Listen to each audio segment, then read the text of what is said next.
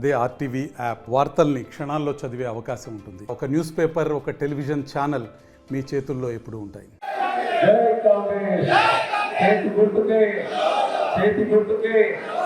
ఈరోజు మన ప్రభుత్వం చేసిన పథకాలు మనకు కనిపిస్తాయి.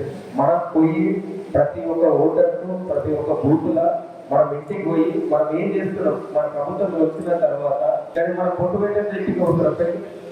ఇంటికి మనం ఇంటికి పసుపు తీసుకొని పొట్టు పెట్టి మాకు ఇంటికి రండి ఓటర్ టమాటా వస్తారు కదా, మనం కూడా పోయి ఓటు అడిగితే కదా వాళ్ళు ఓటేస్తారు. లీడర్లు అందరూ కార్యకర్తలు అందరం కూడా బూత్ వైజ్ గా ప్రతి ఇంటికి మన 6 గ్యారెంటీలు మన ప్రభుత్వం వచ్చిన తర్వాత 100 రోజులలోనే ప్రతి ఒక్క మహిళలకు చెప్పాలి. ఆర్టీసీ బస్సులో ప్రయాణం చేస్తే ప్రతి ఒక్క మహిళలకు చెప్పాలి. నెలకు 600 నుంచి 800 రూపాయలు వస్తుంది. మరి ఉచితంగా ఇస్తున్న మన ప్రభుత్వం మన పాలన వచ్చినప్పుడు ఈ 200 యూనిట్లు ఇస్తున్నామని ప్రతి కుటుంబానికి చేస్తే వాళ్ళు ఓటు ఎన్నిక రెడీ ఉన్నారు. అదేవిధంగా ఆరోగ్య బీమా గురించి 10 లక్షలు ఆ రోజు రాజశేఖర రెడ్డి ఆరోగ్య బీమా ఎంత ఇచ్చిందో ఈరోజు కాంగ్రెస్ పార్టీ కూడా 10 లక్షలు తీసుకొచ్చింది. ఇవి చెప్పాలి. దాని తర్వాత ముఖ్యంగా నర్సన్న చెప్తాడు 3,500 ఇల్లు కాంగ్రెస్ ఒక సంవత్సరానికి 3,500 ఇల్లు అంటే 5 సంవత్సరాలకు 17,500 ఇల్లు. 17,500 ఇల్లు ఒక కాన్సెప్ట్ ఇస్తా అని చెప్పేది ముఖ్యమంత్రి రేవంత్ రెడ్డి. పేదలకు అందరికీ కూడా ఇందిరమ్మ ఇల్లు ఇచ్చే బాధ్యత కూడా మేము అందరం తీసుకుంటాం.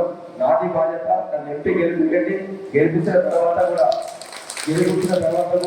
ఇక్కడికి రావాల్సిన నిధులు అన్ని తీసుకొస్తా, కేంద్రం నుంచి తీసుకొస్తా, రాష్ట్రం నుంచి తీసుకొస్తా. ఇక్కడ ఉన్న నాయకులకు కార్యకర్తలకు కూడా అందరూ చెప్తున్నా, మేము అంతగా ఉన్నాం, అందరం కలుపుకునే వ్యక్తి లేకుండా వీళ్ళు మనలు ఇంతకుముందు అన్నయ్య కదా మొక్క చూసి పొట్టు పెట్టడం ఉన్నది. అందరిని కలుపుకొని పోయే వ్యక్తి లేకుండా అందరిని కలుపుకొని మీకు వీళ్ళని కాపాడుకునే బాధ్యత తీసుకుంటా.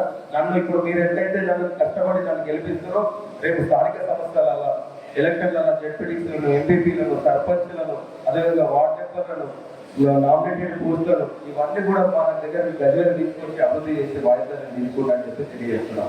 అదేవిధంగా ఈరోజు చెప్తున్నాం మనం ఇంద్రమ్మ ఏం చేసిందని కూడా చెప్పాలి. ఈ ప్రాంతం నుంచి ప్రకటన అయినప్పుడు ఇంద్రమ్మ మన ప్రాంతానికి ఏం చేసిందని కూడా చెప్పాలి. మన గ్రామంలో చూసుకోవాలి. యాదవ సోదరులు అయినా సరే, గుజరాత్ సోదరులు అయినా సరే, ఎస్టీ సోదరులు అయినా సరే, ఎస్సీ సోదరులు అయినా సరే, మానవత్వం అయినా సరే మన భూములు ఇచ్చిందంటే ఎవరు ఇచ్చారు? లవణపడ్డ భూములు ఇంద్రమ్మ ఇచ్చిందా? ఎవరు ఇచ్చారు? ఇది బీజేపీ ఇచ్చిందా? బీఆర్ఎస్ ఇచ్చిందా? దాని భూములు ఇచ్చి ఈరోజు మన బుక్కెడు పంట పండించుకొని తింటున్నామంటే ఎవరికి మనం బాగుండాలని కదా ఆ రోజు భూములు ఇంద్రమ్మ ఇల్లు ఇచ్చింది కూడా ఇంద్రమ్మనే కదా. ఈ రోజు కూడా అదే పాలన అందిస్తాం, ప్రజా పాలన అందిస్తాం. పేద ప్రజల గురించి పాలించే ప్రభుత్వం ఇంద్రమ్మ ప్రభుత్వం. ఒక్కసారి అందరూ మనం కలుపుకునే విధంగా ఉంటారు. ముఖ్యంగా నేను కూడా ఎక్కడో నుంచి కోటీశ్వర కుటుంబాల నుంచి రాలే. ఒక పేరింట్లో పుట్టిన అంచెలంచెలుగా ఒక వార్డు స్థాయి వార్డు మెంబర్ గెలిచిన, దాని తర్వాత ఉప సర్పంచ్ అయినా ఎమ్మెల్యేకి పోటీ చేసిన, జెడ్పీటీసీకి పోటీ చేసిన, అంటే ఒక చిన్న స్థాయి నుంచి ఎదుర్కొంటూ వస్తున్నా. ఒక వార్డులో ఏం కష్టం ఉందో తెలుస్తుంది, ఒక సర్పంచ్కి ఏం బాధ ఉందో తెలుస్తుంది, ఒక జెడ్పీటీసీకి ఎలాంటి బాధ ఉందో తెలుస్తుంది. ఒక కింది స్థాయికి వచ్చిన మీ అందరి కష్టాలు తెలిసిన వ్యక్తిగా ఉంటా, మిమ్మల్ని కలిపే వ్యక్తిగా ఉంటా. ఒకసారి ఆలోచన చేసి మా అభ్యర్థిని గెలిపించుకుంటాం, కాంగ్రెస్ పార్టీ అభ్యర్థిని గెలిపించుకుంటామని మీరు చేతి గుర్తు కోటి గెలిపారు. ఇంకోటి చెప్తున్న మానవత్వం గురించి వెంకటరామరెడ్డి ఇక్కడే కలెక్టర్ చేసాడు. ఇప్పుడు ప్రజెంట్ ఎమ్మెల్సీ ఉన్నాడు. మానవత్వం గురించి ఎప్పుడు గెలిచినాక నేను 100 కోట్లు పెట్టి పేద విద్యార్థులకు కల్పిస్తాను. నేను మీకు తెలుసుకోలేదు, కొలుకూరు గ్రామం, మీ గంజలోనే కొలుకూరు గ్రామం అనేది ఉంది. ఒక విలేజ్ తల్లిదండ్రులు 2 చచ్చిపోయారు. ఎస్సీ పిల్లలు తల్లిదండ్రులు చచ్చిపోయారు. 3 పిల్లలు ఉన్నారు. 2 ఆడపిల్లలు, ఒక బాబు చిన్నగా ఉన్నారు. నేను సర్పంచ్ ఉంటేనే ఒక విలేకరు చెప్పి అన్నను మానవత్వంతో పరక్షణ ఎంతమందికి సేవ చేస్తున్నావు.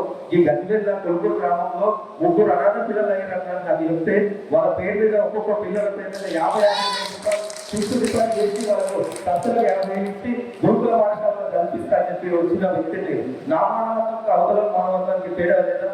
నేను కష్టంగా చేసి వచ్చిన మా కుటుంబం కూడా నేను ఎందుకంటే అమ్మ ఫీల్ అయ్యానంటే నేను కూడా చిన్నప్పటి నుంచి అలాంటి పేద కుటుంబం నుంచి వచ్చిన. నాకు కూడా అమ్మ నాన్న లేరు. నేను కూడా మీ అందరినీ నా అన్నదమ్ములు అనుకుంటా, మా అక్కడే ఒక సేవ చేసేయడానికి వస్తున్నా, సేవ భావనకు వస్తున్నా.